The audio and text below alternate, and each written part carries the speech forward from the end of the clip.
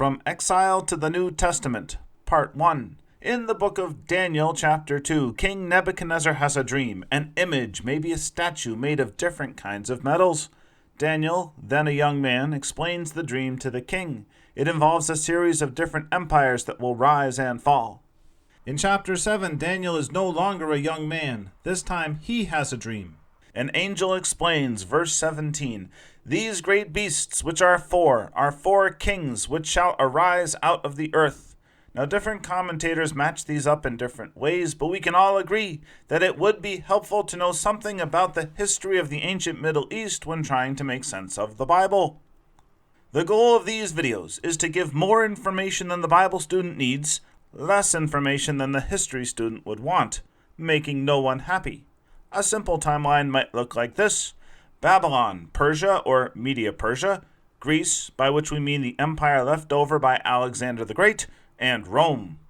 In terms of the Bible, we move from the time of exile to return to the Maccabees to the New Testament.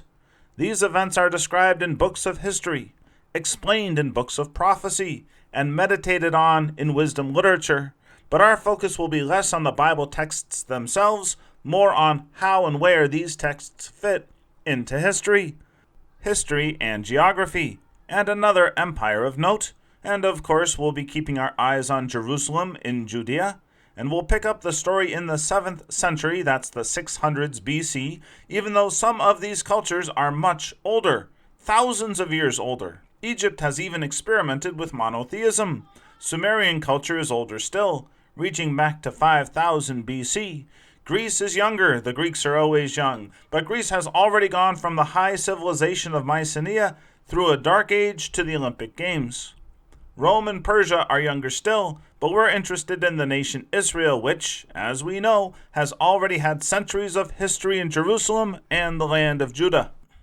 We pick up the story around 670 BC. Assyria is the dominant power. In the south, she has invaded Egypt. This will be a common theme. And this is 50 years since the northern kingdom of Israel was carried into exile, the 10 lost tribes. The southern kingdom of Judah is still independent, for now. But by the end of the century, Assyria is in decline.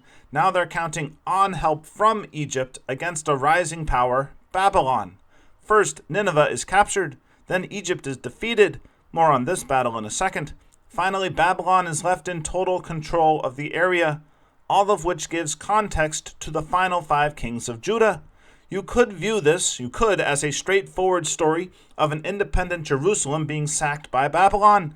It might make more sense, however, in terms of one regional power, Assyria allied with Egypt, being replaced by another. That explains why King Josiah went out to meet Pharaoh Necho, who was journeying north. Pharaoh was going to the Battle of Megiddo. And you've probably heard about King Josiah. He gained the throne as a boy. He repaired the temple. He found a book of the law.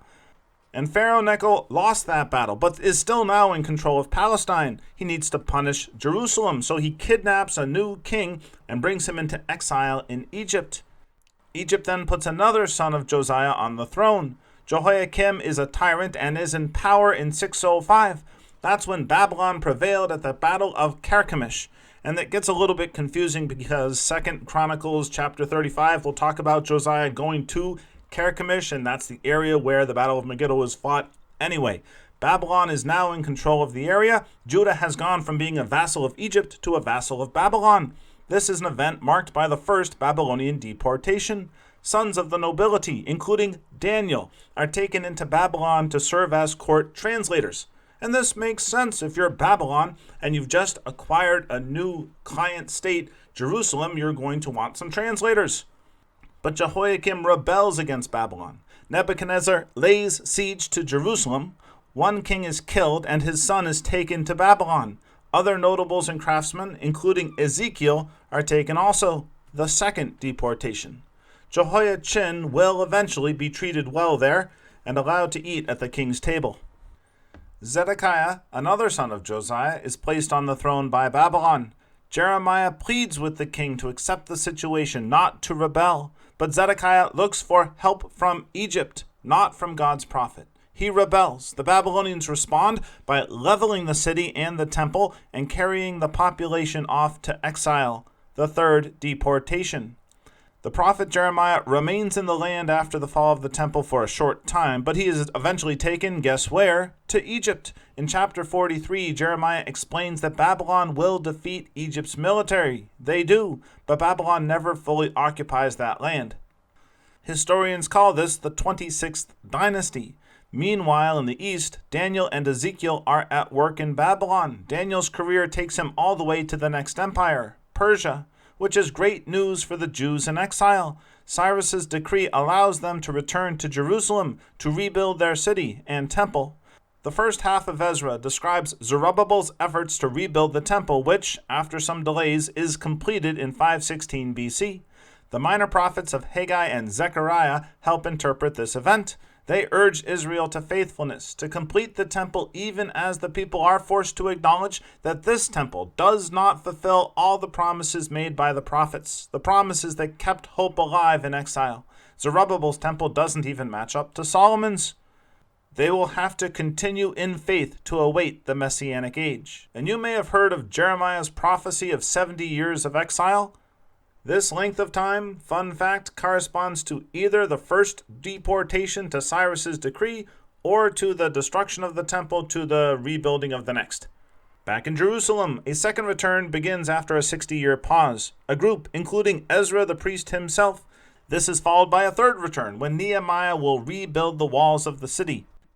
A final prophetic book tells of a future time in which, chapter 1, verse 11, from the rising of the sun even unto the going down of the same, my name shall be great among the Gentiles, and in every place incense shall be offered unto my name, a pure offering, saith the Lord of hosts. And we read that, even as in Ezra chapter 9 and 10 and Nehemiah chapter 13, we read the command for the Israelites to separate themselves from their foreign wives. In other words, the story isn't over. But before ending part 1, we will head further south. Cyrus's son Cambyses captures Egypt, ending the 26th dynasty by, according to legend, using cats in a battle. The Egyptians considered them sacred and would not shoot their arrows. The Persian Empire, a diverse, highly civilized, and in many ways very tolerant empire. But we are only halfway through our timeline. Greece and Rome are in part 2.